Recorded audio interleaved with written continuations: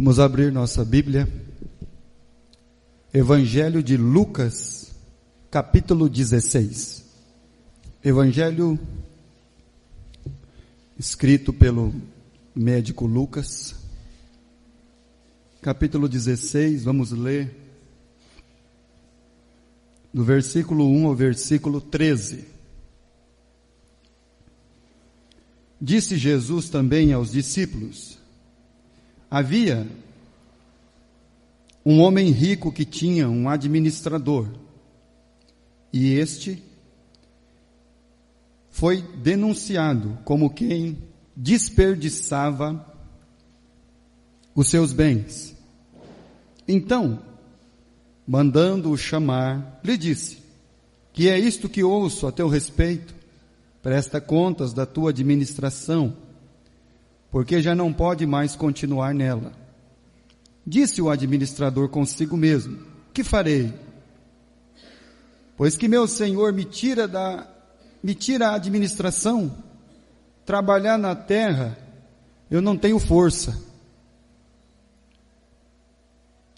Mendigar, eu tenho vergonha.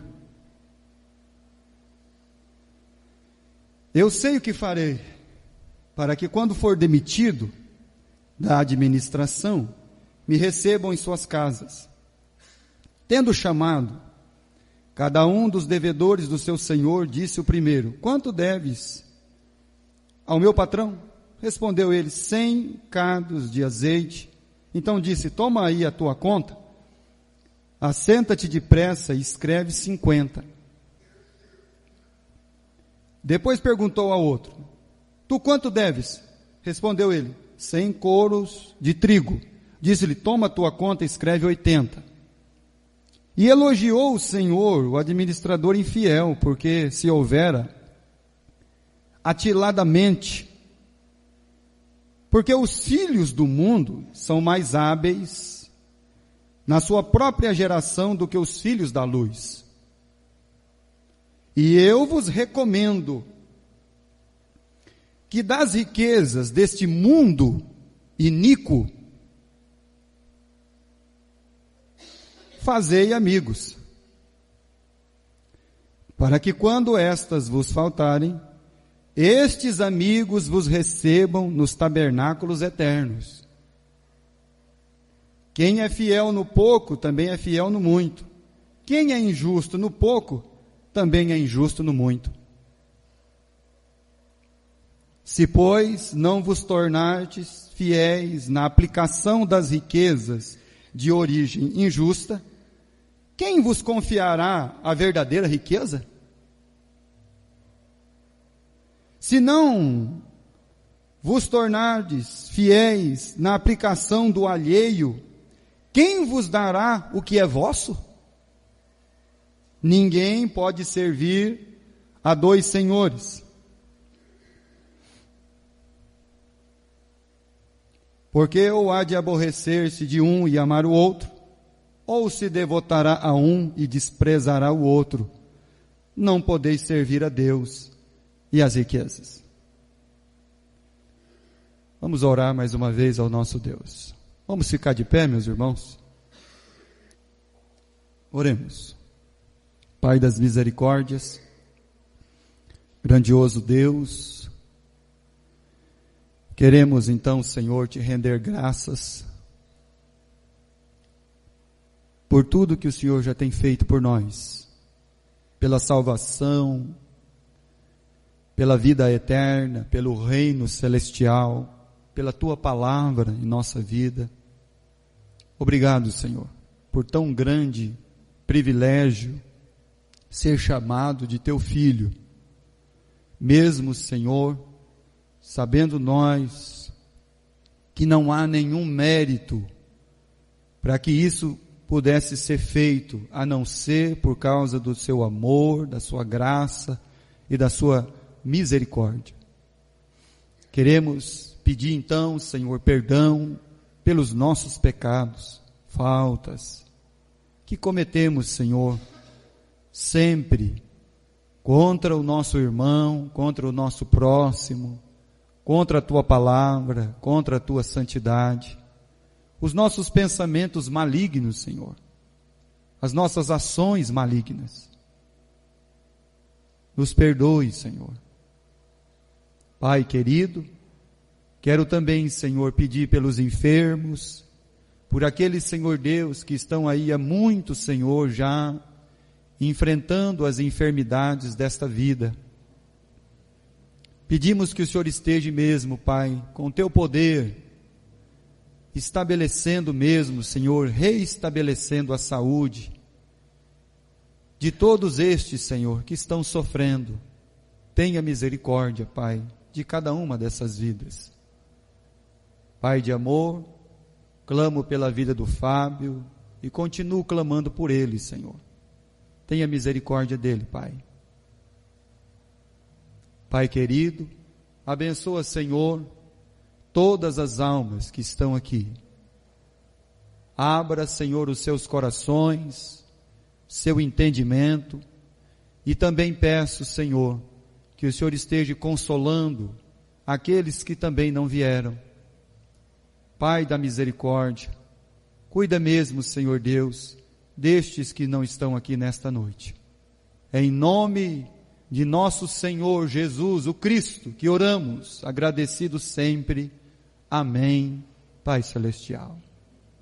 Podeis sentar. O Senhor Jesus está ensinando os seus discípulos, mas não somente os discípulos.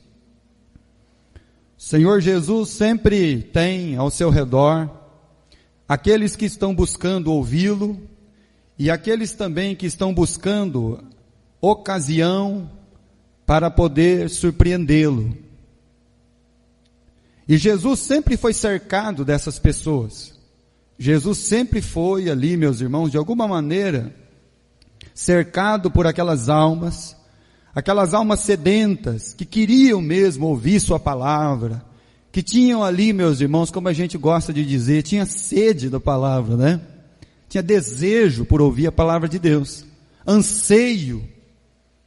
Mas também Jesus, ele era circundado daquelas almas, dos religiosos, que viviam mesmo se posando de uma interpretação de pessoa. Por isso que Jesus chamou eles do quê? De hipócritas, ou seja, um artista. Um artista que se camufla conforme a necessidade. Então Jesus, ele foi circundado de muitos tipos de pessoas. Pessoas de várias religiões, de várias crenças, mas que iam ter com Jesus para ouvir o que o rabino, o nazareno, ele tinha para ensinar. E essa parábola, Jesus, ela é meio assim, a princípio, dá um entendimento meio errado a alguns corações. A princípio, se nós não pararmos para analisar a parábola, ela traz uma conotação de que daqui um pouco os servos de Deus, eles têm que se parecer com o povo do mundo, cheio de astúcia e de armadilha. Não é isso que Jesus está dizendo. Que o servo de Deus tem que ser astucioso, malicioso. Ele tem que ser como Jacó, cheio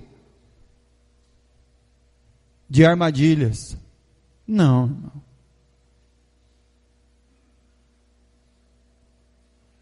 Capítulo 15, versículo 1 e versículo 2. Quem estavam lá ouvindo Jesus? Vamos lá. Aproximaram-se de Jesus todos os publicanos, pecadores, para o ouvir. Está lá os publicanos, está lá os pecadores, querendo ouvir a palavra do Cristo. E murmuravam, versículo 2, os fariseus e os escribas, dizendo: este recebe pecadores e come com eles.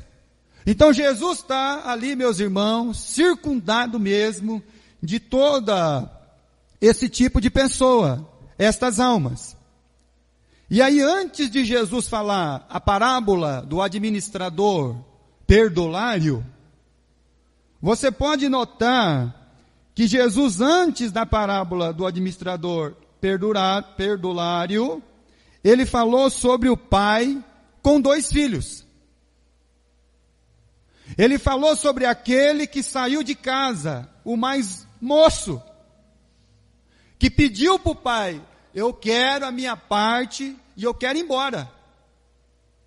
E aí o pai deu a parte dele e ele foi embora. E ele foi desperdiçar os seus bens, que nem foi ele que angariou. E o outro filho que ficou em casa é o filho que não aprendeu a usufruir daquilo que o pai lhe confiou.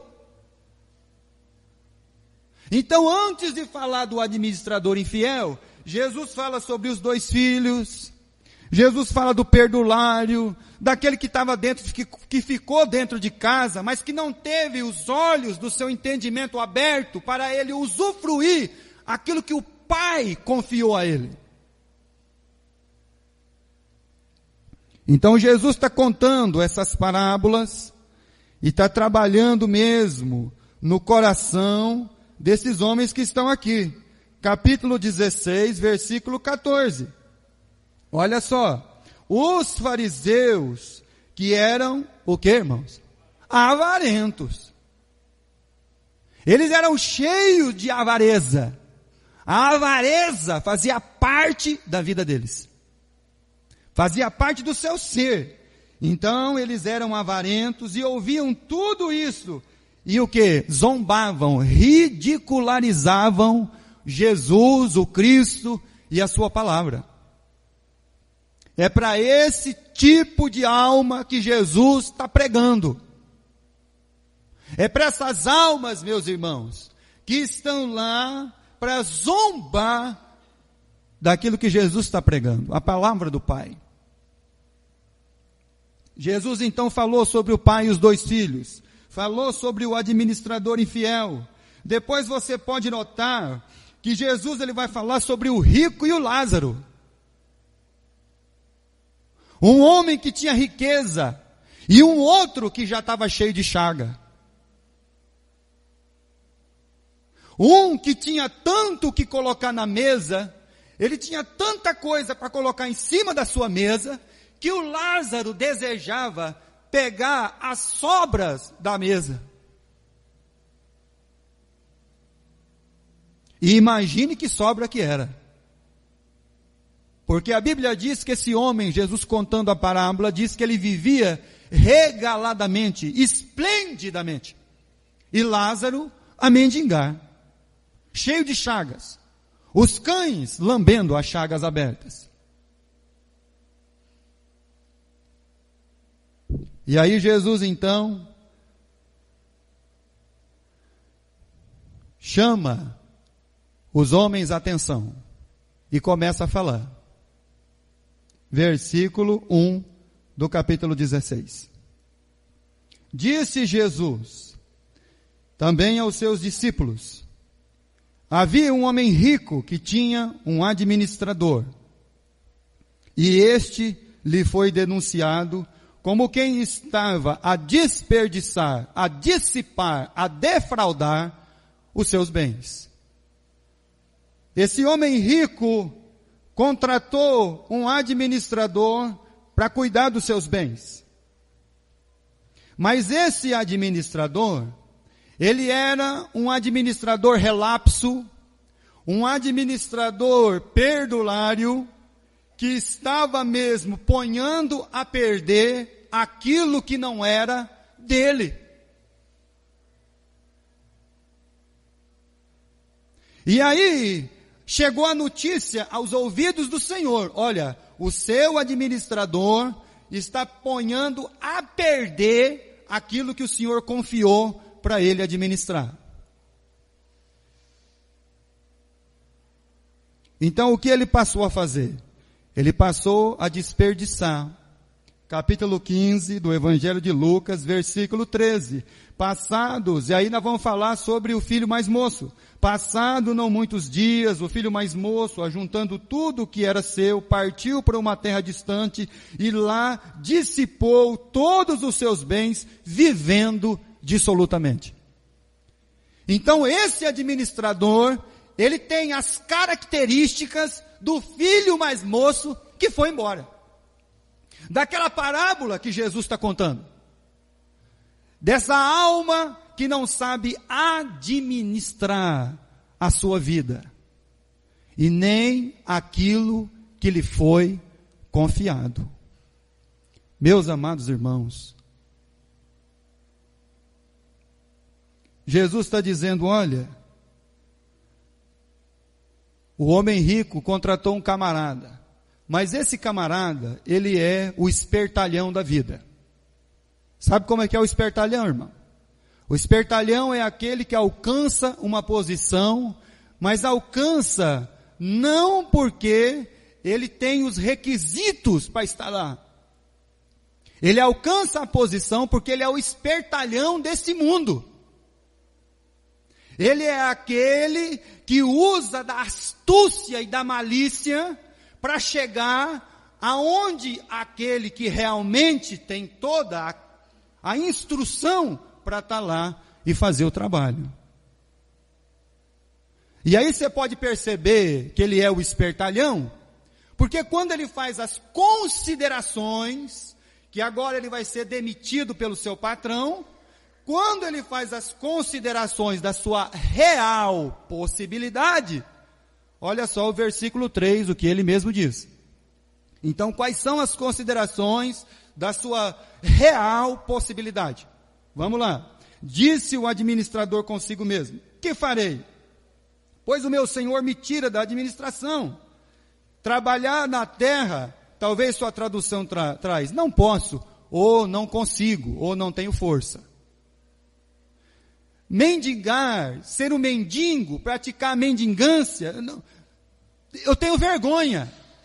Então, quando você nota as considerações que o administrador, e Jesus pregando a palavra, ele coloca, então você vê quais são as reais, qual é a real situação desse homem.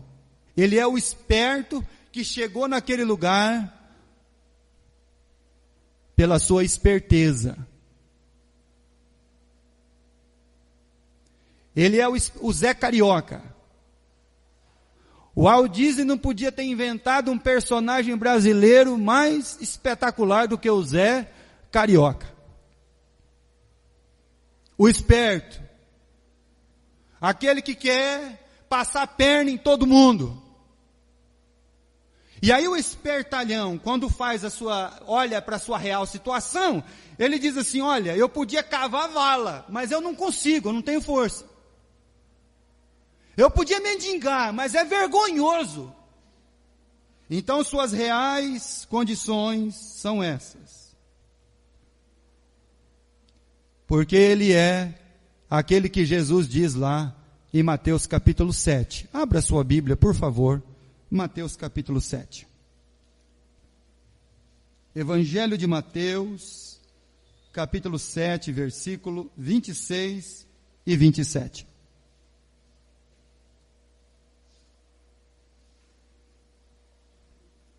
Capítulo 7 de Mateus, versículo 26 e 27. Todo aquele que ouve estas minhas palavras e não as pratica, será comparado a um homem insensato, que edificou sua casa sobre areia. E aí você vai notar, por exemplo, que ele edificou uma casa, ele conseguiu chegar num terreno onde só tinha areia, não cavar um alicerce, não abrir a broca, não colocar um fundamento e já construir rapidamente uma casa. Então, como empreendedor, esse homem, ele é mais astuto, ele é mais rápido do que aquele que cavou bem fundo para chegar na rocha, para colocar o alicerce, para depois, então, ele fazer o quê? Construir a casa. Então, dentro do empreendedorismo, o espertalhão desse mundo parece que ele está levando vantagem. tem uma aparência que ele está chegando mais longe do que os filhos de Deus. Parece que ele leva vantagem sobre a gente. Ele construiu, ele ergueu a casa, então o outro estava no alicerce, ele já estava no respaldo. O outro ainda estava colocando a ferragem, ele já estava cobrindo a casa. Então ele é mais rápido, ele alcança o resultado mais rápido. Mas aí acontece uma coisa que Jesus ele diz, versículo 27, e caiu a chuva. Transbordaram os rios, sopraram os ventos, deram com ímpeto contra aquela casa, e ela desabou. O espertalhão, ele não tem muito para onde ir. Uma hora a casa cai. Pode ter certeza, irmão. Fica tranquilo. Que o espertalhão, uma hora ou outra, a casa dele cai. Porque não está fundada, firmada, alicerçada em Cristo Jesus e na sua palavra. Mas dentro deste mundo e dos conceitos humanos, esse camarada ele tem sucesso, porque ele alcança o objetivo rápido. E o que aconteceu com o administrador da parábola de Jesus? A casa caiu. Lucas 16. A casa caiu. O administrador infiel, ainda antes de ser demitido, então ele vai usar toda a perspicácia, a astúcia, a maldade, a malignidade que está dentro do seu coração. Do versículo 4 ao versículo 8. Eu sei o que farei, eu já sei o que eu vou fazer. Eureka! Descobri a solução. Eu já sei o que eu vou fazer quando o meu Senhor realmente me colocar para fora. Já sei o que eu vou fazer. O que eu vou fazer? Eu vou usar da astúcia deste mundo, para que quando for demitido da administração, me recebam em suas casas. Aí ele começou a chamar, versículo 5, chamou cada um dos devedores do seu senhor. Quanto você deve? Devo 100, marca 50.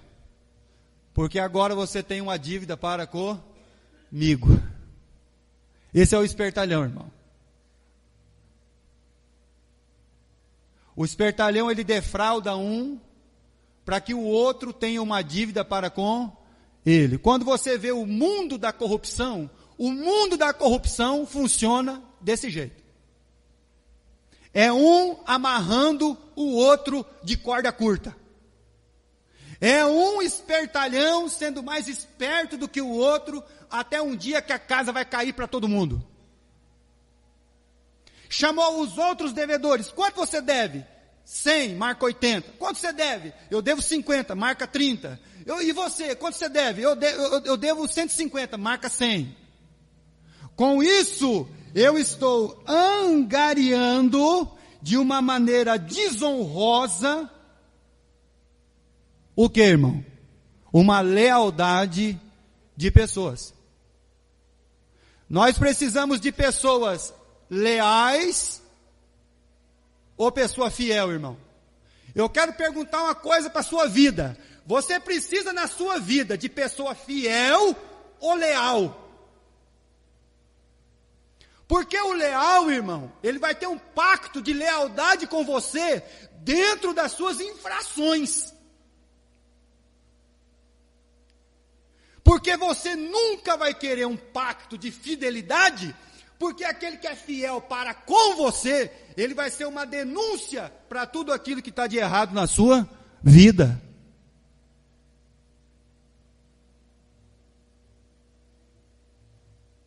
Então por isso que esse homem está fazendo um pacto de lealdade. Ele está defraudando o seu senhor. E está angariando o quê? Amigos. É isso que Jesus está mandando você fazer, irmão? É isso que Jesus está ensinando aí na parábola, irmão? Claro que não, irmão. E nós vamos chegar lá. Esse é o método desonroso. Esse é o método da lealdade e não da fidelidade. Esse é o método que eu angario uma comunhão com o infiel. Abra sua Bíblia, por favor. 2 Coríntios, capítulo 6. Segunda carta do apóstolo Paulo à igreja de Corinto.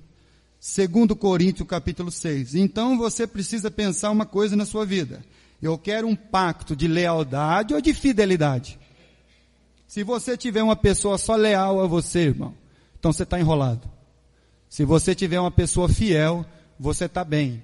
Porque até mesmo no dia que você estiver fazendo as suas coisas erradas, ela vai manter uma fidelidade para com você, sendo uma denúncia à sua vida. Capítulo 6, de 2 aos Coríntios, versículo 14. Olha só o que Paulo ele diz. Por isso que Jesus não está ensinando para nós sermos desse jeito. De maneira nenhuma. Não vos ponhais em julgo desigual com os incrédulos. Por que você está tendo um julgo desigual? Por que você quer manter um julgo desigual com o incrédulo? Uma pessoa que não desfruta do conhecimento do mesmo Deus, da mesma fé, do mesmo entendimento. Você só pode estar querendo que a sua casa caia. É só isso. Não tem outra solução. Você é o empreendedor que vai construir rápido, mas um dia a casa vai cair. Versículo de número 14. Porquanto que sociedade pode haver entre a justiça e a iniquidade? Ou que comunhão da luz com as trevas? Que comunhão tem, meus irmãos? É por isso que pessoa deixa de vir na igreja, é por isso que pessoa deixa de servir a Deus, é por isso que pessoa, meus irmãos, ele vai viver uma vida de salvo terrível, terrível. As suas obras vão ser aquilo que Paulo diz, feno, madeira e palha, que quando ele estiver diante do tribunal de Cristo e o fogo for apurar as suas obras, não vai restar nada a não ser o alicerce que é Jesus. Porque suas obras vão ser ruins, terríveis, vai viver uma vida de sofrimento sobre esse mundo, porque você angaria uma comunhão, uma lealdade com os infiéis. E aí a sua vida vai ser um mar de sofrimento.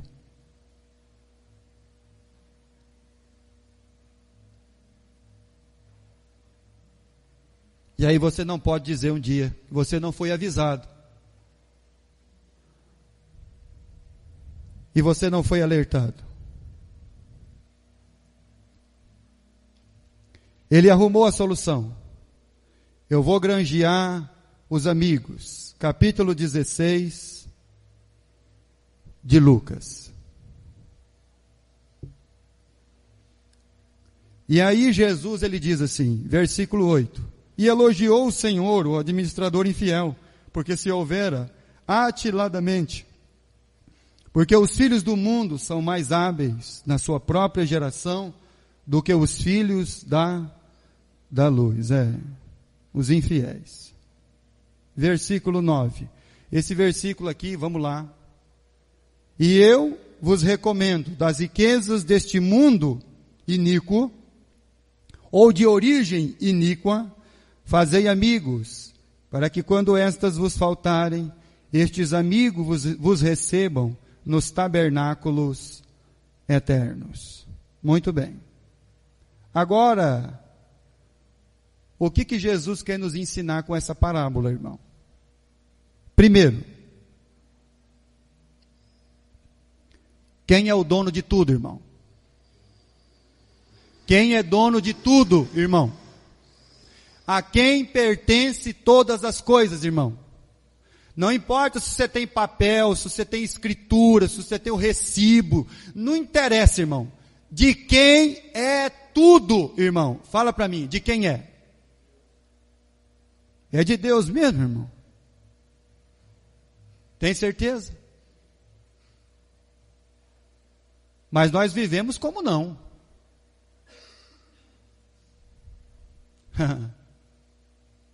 Isso aqui é meu.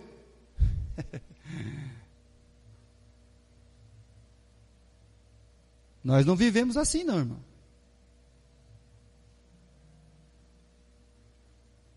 E é isso que Deus quer falar conosco. De quem são todas as coisas, irmãos? Salmo 24. Abra sua Bíblia, por favor. Salmo de número 24. Versículo 1. Salmo 24, 1. Ao Senhor pertence a terra, e tudo que nela se contém, o mundo e os que nele habitam, irmão. Então, de quem são todas as coisas, irmão? De Deus. Por isso que o Salmo 50, ele fala assim, os animais do campo são meus, Deus está dizendo. As alimárias das milhares são minhas. Tudo é meu. Mas nós ainda estamos vivendo como aqueles homens, vamos prestar atenção porque que Jesus está falando a parábola do administrador. Estão lembrados dos fariseus que eles estavam ouvindo? Estão lembrados que Jesus denunciou eles, que eles eram avarentos? Estão lembrados de que Jesus falou do homem rico e do Lázaro? Ao Senhor pertence todas as coisas, a terra. Se o Senhor pertence tudo, quem são os administradores infiéis, irmãos? Quem são, irmão? Somos nós, irmão. E aí quando você você generaliza, então você acaba sendo o quê? Injusto. Então você pode ser ou não um administrador infiel. Você pode estar administrando bem ou mal aquilo que Deus tem te dado. Deus tem te dado a vida, os bens, talentos, dons, predicados, e você está administrando mal. Então quem são os administradores que estão colocando a perder aquilo que o Senhor é rico, desperdiçando aquilo que foi nos dado? Então quem são os administradores, irmãos? Somos nós. Nós somos os espertalhões que queremos passar a perna em Deus, no nosso próximo, no nosso semelhante.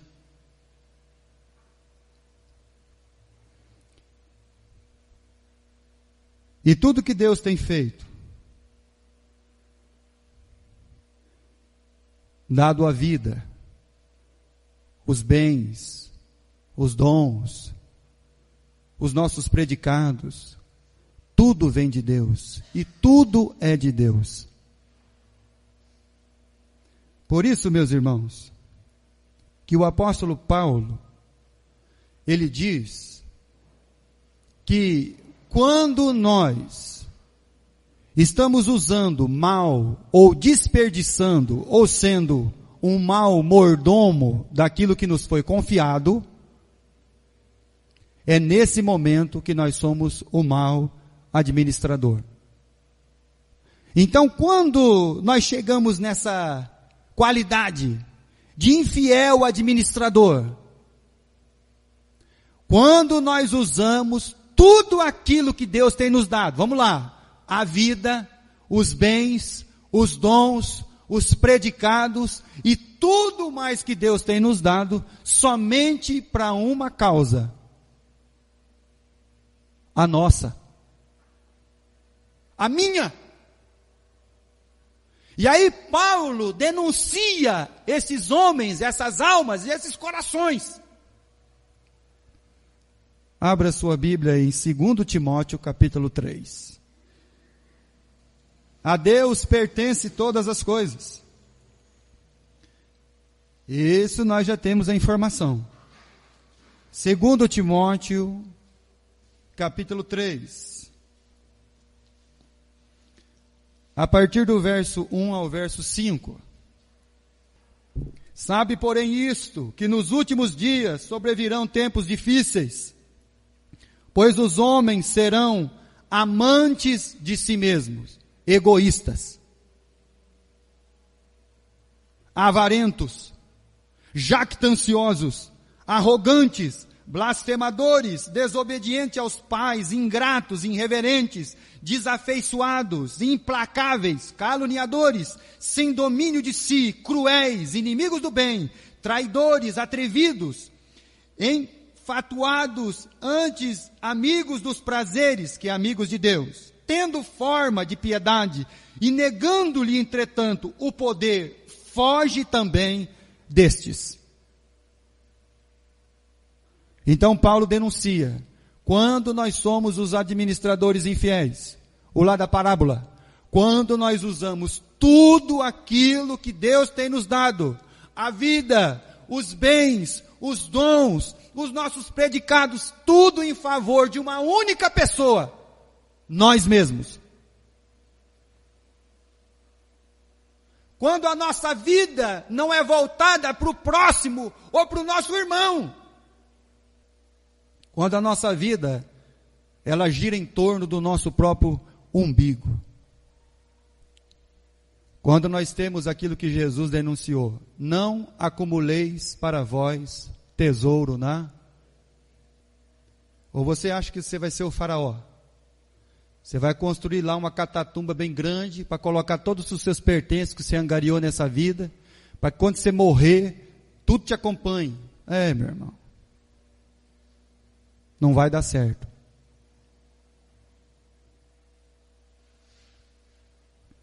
E Jesus está denunciando isso. Abra sua Bíblia, por favor, em Gênesis capítulo 5. No livro de Gênesis, no capítulo 5 e no capítulo 4, nós temos duas genealogias bem distintas. A genealogia de Adão, no capítulo 5, e no capítulo 4, a genealogia de Caim. E aí nós vamos ver qual é a diferença que tem de uma para outra. Vamos ler Gênesis capítulo 5. Este livro da genealogia de Adão, no dia em que Deus criou o homem, a semelhança de Deus o fez. Homem e mulher, criou-os, abençoou, e lhe chamou pelo nome de Adão. Por que chamou Adão? Por que não colocou a Eva? Porque Deus, quando via os dois, via uma só pessoa. Adão, aí vinha os dois.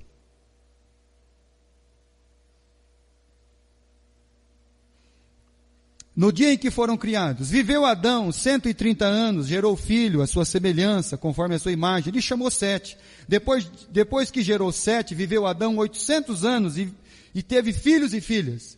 Os dias da vida de Adão foram 930 anos e morreu. Sete viveu 105 anos, gerou Enos. Depois que gerou Enos, viveu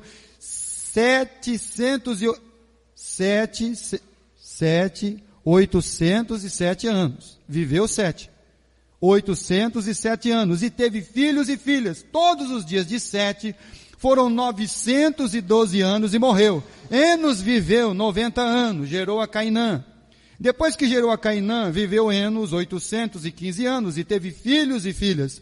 Todos os dias de Enos foram 905 anos e morreu. Capítulo 4 do livro de Gênesis, versículo 17. E coabitou Caim com sua mulher, a concebeu e deu à luz a Enoque. Caim edificou uma cidade e lhe chamou Enoque, o nome de seu filho. Versículo 18. E a Enoque lhe nasceu Irade. Irade gerou Meujael. Meujael gerou Metusael. Metusael gerou a Lameque. Lameque tomou para si duas esposas. O nome de uma era Ada e a outra chamava Zila.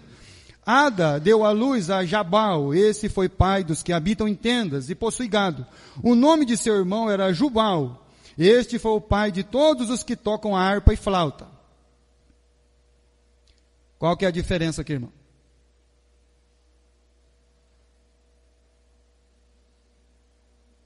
A diferença é uma, irmão. Uma vida contada na presença de Deus, os seus anos e os seus dias são contados pela eternidade.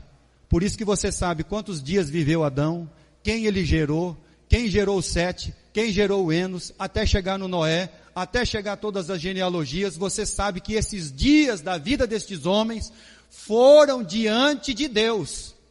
Eles não administraram mal aquilo que Deus lhe deu. Por isso que os dias da sua vida estão descritos na palavra de Deus para a eternidade. Já a geração de Caim, que viveu fora da presença de Deus, você tem só o nome deles, mas você não sabe quando eles nasceram e nem quando eles morreram, porque nomes e pessoas e almas fora da presença de Deus, os seus dias são fora de tudo e não são contados pela eternidade, porque todos os dias da nossa vida, fora da vontade de Deus, estão esquecidos da memória de Deus. Então todos os dias da sua vida, todos os dias da minha vida, que faltar a presença de Deus, esse é um dia esquecido. Que faltar a vontade de Deus, é um dia esquecido. Que faltar o administrador fiel com aquilo que Deus tem dado, a vida, os bens, os dons, vão ser dias, irmãos, que não serão contados, porque estão fora de Deus e da sua vontade.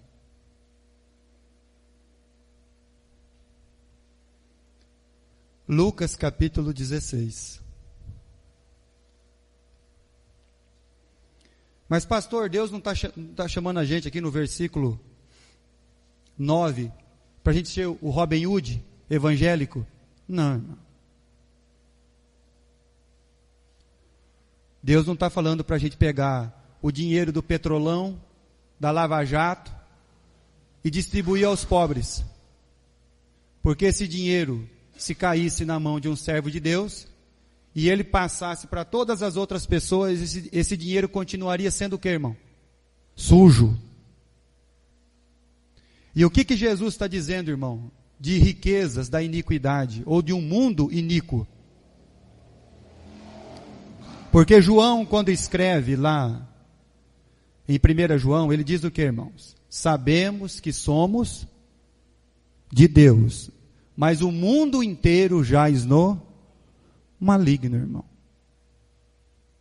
Mas nesse versículo 9, ao contrário do que a pessoa pensa, que Deus nos chamou para ser o Robin Hood evangélico, a pegar dinheiro que foi roubado dos outros e dar aos pobres, não foi isso que Jesus nos chamou para fazer. No Evangelho de Mateus, Jesus, quando está falando sobre o fim de todas as coisas, e também a sua volta, ele diz assim: vocês me viram com fome e me deram de comer. Vocês me viram com sede e me deram água. Vocês me viram sem roupa e vocês me vestiram. Eu estava preso e vocês foram me ver. Eu estava enfermo e vocês foram me visitar.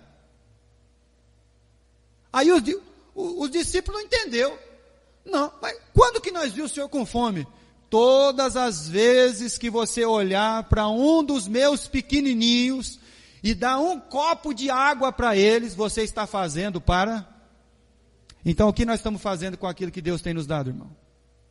Quanto custa para construir uma salinha de escola bíblica, irmão? Você já procurou saber? Sabe quanto custa uma Kombi, irmão? Você sabe quanto custa uma lição, irmão? Você já procurou saber o preço? Então o que nós estamos fazendo, irmão? Com a vida, os bens, os dons. E aí Jesus diz: eu vos recomendo, das riquezas de origem iníqua, ou de um mundo de iniquidade, fazei amigos. Mas amigos como o administrador? Não, irmão. Quando Zaqueu, irmão, Jesus estava passando por Jericó, a passagem que você conhece decorado. E Jesus embaixo do sicômoro. Desce, Zaqueu, porque hoje me convém posar na sua casa. Então ninguém queria posar na casa do Zaqueu, porque o Zaqueu era um judeu, cobrador de imposto. Somente o Cristo queria ir lá. E aí quando esse homem é convertido por Deus, ele diz assim: Senhor, se eu defraudei alguém, e com certeza eu fiz isso, eu vou devolver 4 vezes mais, porque isso estava estabelecido pela lei. Mas além de eu devolver aquilo que eu roubei dos outros, eu ainda vou pegar metade do que eu tenho. Jesus não pediu nada para ele. E vou dar aos necessitados. Eu vou angariar o que, irmão? O que eu vou angariar, irmão? Amigo. Mas para angariar um amigo, como Jesus está dizendo aqui, eu não tenho que ser o administrador infiel, o bandido, o desperdiçador, o astuto. Não, irmão. Eu tenho que ser o administrador fiel. Porque até então, eu não vou mexer no que é dos outros. Eu vou mexer naquilo que Deus tem me dado. Eu vou deixar de ser o avarento.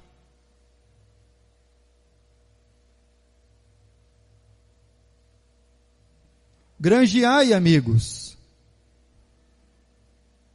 Granjeai amigos para quê? Lucas 16, 22.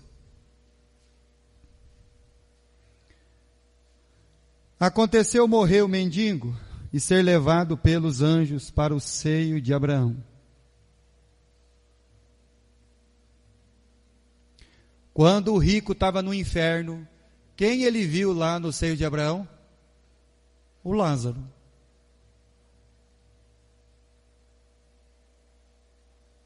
O Lázaro, com aqueles que estavam lá, irmãos, esperando quem?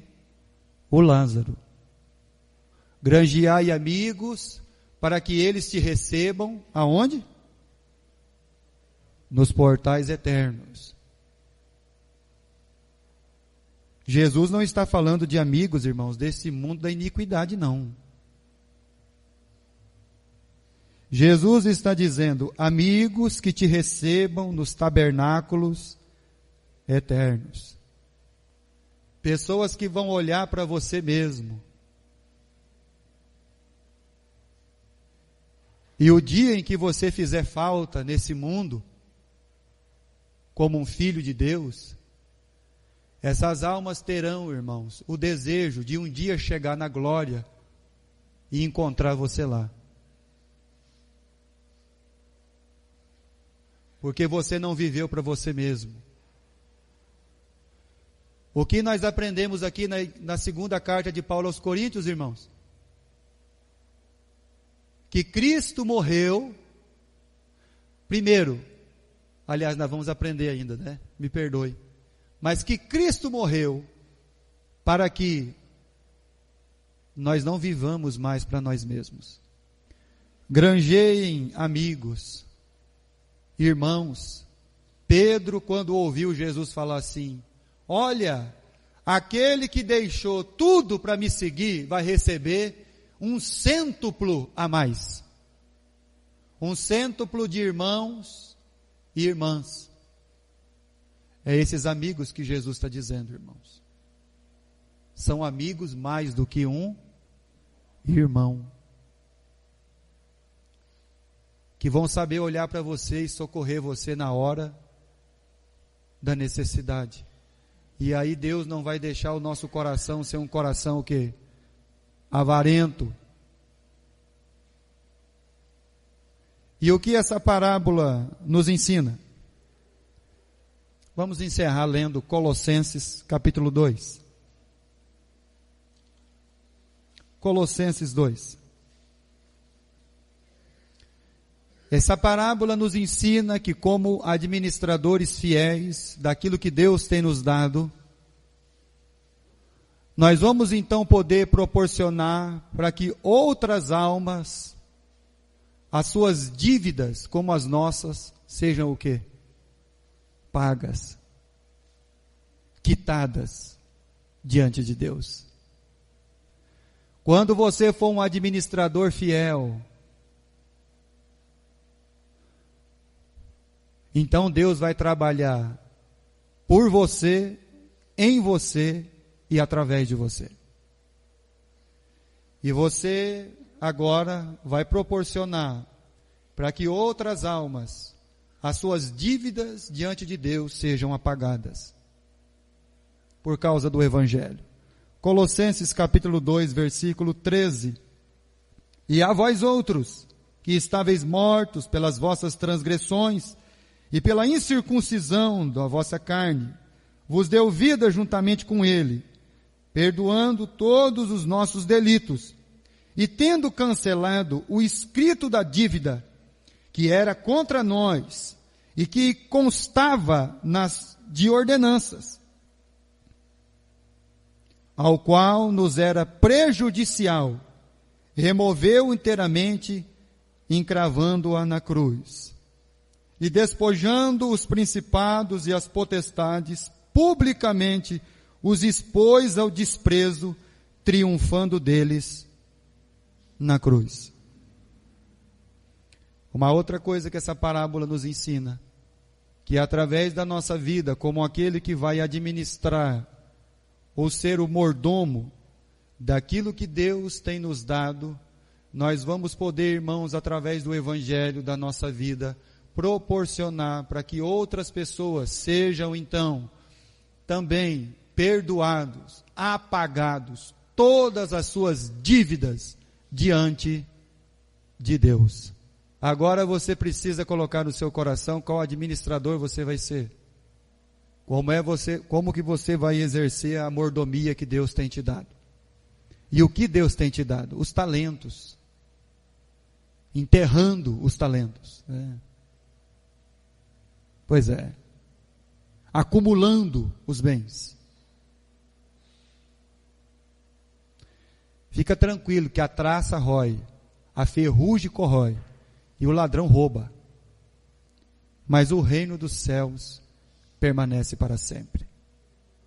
Amém, irmãos?